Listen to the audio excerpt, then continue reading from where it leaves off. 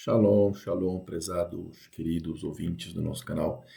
Então, hoje nós vamos fazer este vídeo aqui refutando um comentário que nós recebemos aqui de um dos nossos ouvintes sobre João 1, Gênesis 1, 1 a 5, as três pessoas, Mateus 19, Jesus fala, foi tudo literal, eu fechei a porta da graça em Gênesis 7, 16, né? E vou fechar Amós 8:12 e Apocalipse 22 hoje. Ou seja, vamos refutar com calma, tá, esse tipo de informação. Primeiro ponto, o texto de Amós 8 está escrito assim no verso 11 e no verso 12. Eis que vem dias, diz o Senhor Deus, em que enviarei fome sobre a terra. Não fome de pão, nem sede de água, mas de ouvir as palavras do Senhor. Irão errantes de um mar até o outro mar, e do norte até o oriente. Correrão por todas as partes, buscando a palavra do Senhor, mas não a acharão. Então veja bem, o profeta Amós vai operar aí em torno do século 8 antes da Era Comum, ou antes de Cristo, tá? Durante o reinado de Jeroboão II, lá no Reino do Norte, Israel, Samaria, ali. Então nós temos um período de muita abundância, opulência material, expansão militar, o povo estava vivendo uma estabilidade econômica, e infelizmente, conforme o texto de Deuteronômio 8, o aviso do Eterno, isso trouxe uma podridão moral absoluta sobre o povo. Esqueceram da Torá, não estavam praticando os mandamentos do Eterno. Você tem opressão de pobres, sincretismo religioso, idolatria. Pode ler os versos de 4 a 6 aí de Amós capítulo 8. Então nós temos o povo utilizando a liturgia e os sacrifícios para quê? Com o mesmo contexto que Deus ordena a Jeremias, principalmente lá no capítulo 7, se postar lá nas portas do templo e profetizar contra o povo que usava o templo como um covil de ladrões. Por quê? Porque pecavam, idolatravam, descumpriam os mandamentos do Eterno, não tinham uma vida santa e queriam se utilizar dos sacrifícios litúrgicos como qualquer uma forma aí com certeza desviada, transviada de algum tipo de purificação que obviamente não foi aceita por Deus, e é esse o contexto de Amós capítulo 8. Você pode ver eles esperando o término do Shabat, o término da lua nova, só para voltar a fraudar as balanças, comercializar o refúgio do trigo, lá no versículo 5 de Amós, capítulo de número 8. Então nós temos uma falência desse sistema decretada pela justiça divina, que o Eterno vai estabelecer uma punição. Para quem despreza a palavra de Deus, você pode ler em Jeremias 17, a partir do versículo 11, no versículo 13. Tá? Então Deus recolhe essa palavra, essa lucidez da palavra. Você tem na Bíblia Deus enviando um anjo de engano na boca do profeta de rei, que não quer ouvir a Deus, mas quer cumprir o seu próprio desígnio. Então preste muita atenção, os homens viajarão de um mar a outro, buscando um profeta que lhes diga uma instrução direta de Deus, e eles não vão encontrar. Por quê? O que esse povo queria? O povo iria querer alguém que profetizasse o fim dos problemas deles. É o mesmo contexto de basicamente sempre, principalmente que o profeta Jeremias encontra no seu período ali como chamado de Deus para as profecias. Mas os céus estarão de bronze. Eles vão procurar um profeta para trazer uma palavra de conforto, de fim de sofrimento, mas Deus vai silenciar os profetas legítimos como punição. Por quê? Porque esses mesmos pecadores de Amós capítulo 8 calaram os profetas do passado. Você pode ler Amós capítulo 2, versículo de número 12. Então você tirou muito aí texto de contexto para poder trazer esse tipo de comentário que Deus vai fechar as portas da graça. Não sei para quem nem quando, não sei o que você quis dizer, tá? Mas quando nós vemos aí nessa geografia do desespero, por assim dizer, né, descrita aí no versículo 12, que o irmão citou, do norte até o oriente, nós podemos, por exemplo, ver que as pessoas vão vasculhar todas as extremidades desse acampamento e das nações vizinhas. Vão procurar profecia, não por amor, não por techuvá, não por arrependimento, só que por desespero utilitário mesmo. Quero parar de sofrer para voltar a praticar as mesmas coisas que eu praticava. Por quê? Porque a invasão assíria estava se aproximando, eles queriam se livrar disso. Mas você lê Deuteronômio 28, você lê Levítico capítulo 26, você vai ver as maldições que estão decretadas para o povo de Israel quando eles descumprissem a lei. E esse contexto é o que sempre vai se repetir em todos os exílios. Você pode pegar isso do exílio assírio, do exílio babilônico, medo-persa, grego, romano, não interessa. Sempre é esse contexto. O povo vai ser espalhado pelas nações, não vai ter a palavra de Deus ali dita para eles vão, um momento, vão se arrepender, Deuteronômio 4 a partir do 27, vão clamar a Deus de todo o coração, e aí nesse período, lá em Jeremias 30, o Eterno vai então trazê-los de volta. esse período ligado aí ao período da vinda do Mashiach, ou do retorno do Mashiach, para quem crê, em Yeshua. Mas aí nós temos ainda um silêncio intertestamentário aí nesse quesito. Por quê? Depois do profeta Malaquias, nós temos basicamente a profecia cessada, não teve profecia em Israel por mais ou menos 400 anos. Então o povo correu de um lado para outro, buscando uma palavra viva de Deus, caindo em sectarismos. Por exemplo, essa é um viés. Fariseu, saduceu, essênio, zelotas, depois, enfim. Então esse vácuo profético pode ter sido o cumprimento histórico milenar do capítulo 8, versículo 12 do livro de Amós. E aí explicaríamos, essa é uma, não é a, explicaríamos de uma forma, Yeshua falando em João 6, 51, sou o pão vivo que desceu do céu, João 6,35, João 4, quando ele fala com a mulher samaritana que quem bebesse da água que ele tem para dar nunca mais teria sede, essa água se tornaria dentro dessa pessoa em fontes de águas vivas, porque essa pessoa estaria então vivendo da maneira correta de cumprir a lei de Deus e não da maneira legalista de cumprir a lei de Deus, que é o embate de Paulo na carta aos Gálatas, na carta aos Romanos principalmente, tá? Então Yeshua vem saciar essa fome e sede decretada em Amós capítulo 8. Tá? E nós temos a rejeição e esse segundo silêncio.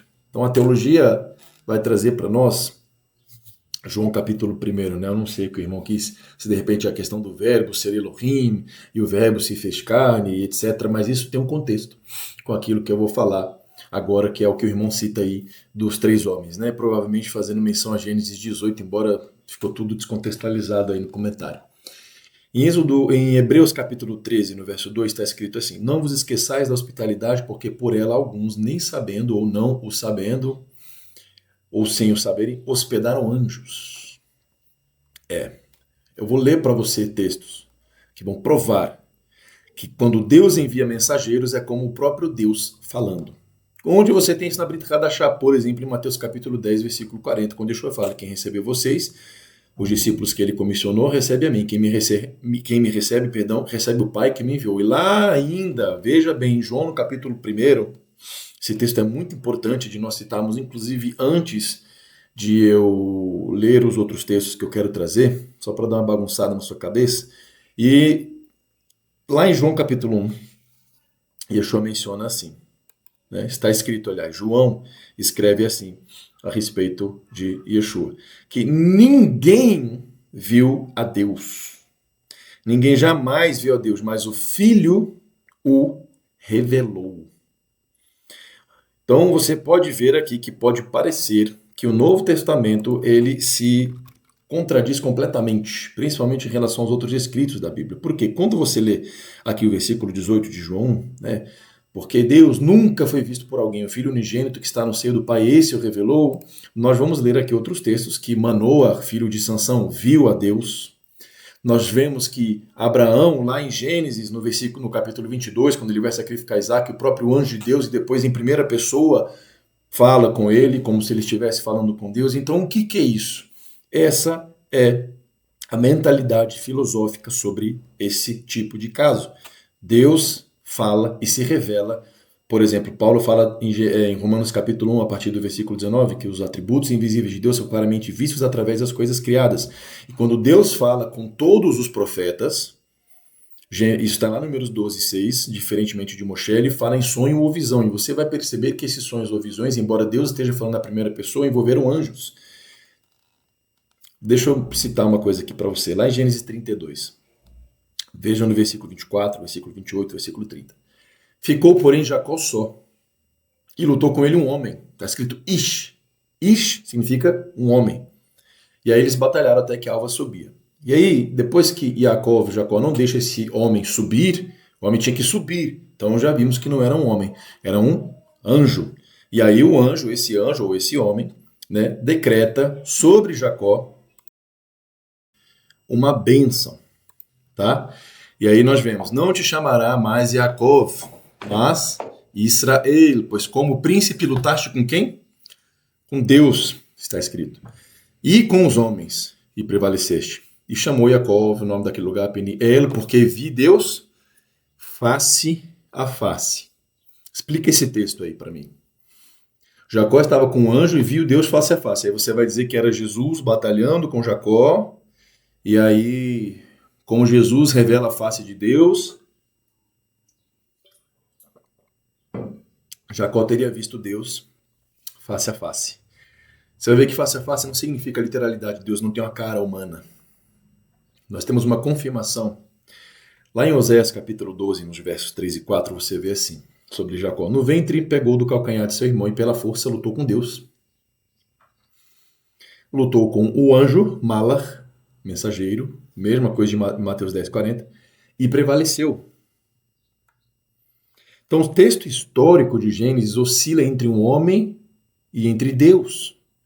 Séculos mais tarde, vem o profeta Oséias e aplica essa hermenêutica, decodificando que a manifestação física, na verdade, era de um anjo, mas que era Deus agindo. Então, essa fusão de termos entre Deus e anjo prova que o anjo porta a autoridade do nome do próprio Criador de todas as coisas, em relação ao mundo material, em relação ao mundo físico. Você tem isso em Êxodo 3, quando o anjo de Yud-Kei Vav-Kei, o anjo de Deus, se revela na sarça ardente. E apareceu-lhe o anjo do Senhor numa chama de fogo no meio de uma sarça. Só que ainda está escrito assim, e vendo o Senhor, está lá o tetragrama, que se virava para ver, Deus, Elohim, o chamou do meio da sarça e disse, mas não era um anjo? E agora está em primeira pessoa. Isso é muito comum na Torá e no Tanar. Muito comum essa alternância de termos, porque o anjo é Deus falando através de um mensageiro criado, muito embora às vezes ele não seja corpóreo, porque nem todos os anjos são manifestos de forma corpórea. Ou você nunca ouviu a visão, ou nunca leu a visão de Ezequiel no capítulo 1. Entende? A visão de Isaías também, capítulo 6, enfim. Então nós temos lá em Juízes, no capítulo 13, versículo 3, versículo 6, versículo 21, versículo 22, o caso aqui de Manoah e da mãe de Sansão. Porque está escrito assim, e apareceu o anjo do Senhor a esta mulher, que é a mãe de Sansão. E veio a mulher e falou a seu marido, dizendo, um homem de Deus, veja, um homem de Deus veio a mim, cuja aparência era semelhante à de um anjo de Deus. Então já viu que era diferente, muito terrível, uma aparência misteriosa no sentido de não ser comum fisicamente. Né?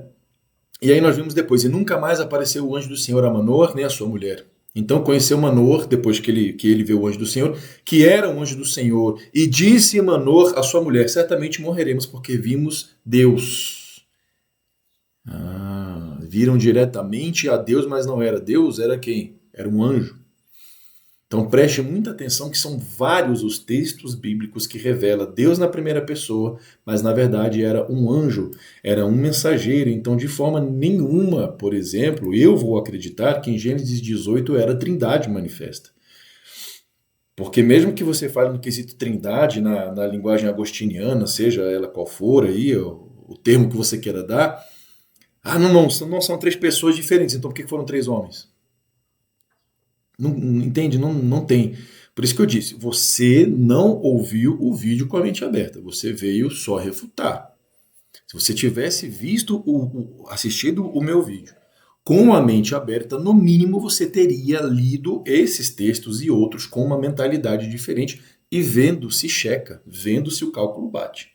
Tá? Shalom, que o Eterno elucide, ilumine a nossa vida com entendimento no pleno conhecimento de Yeshua Mashiach.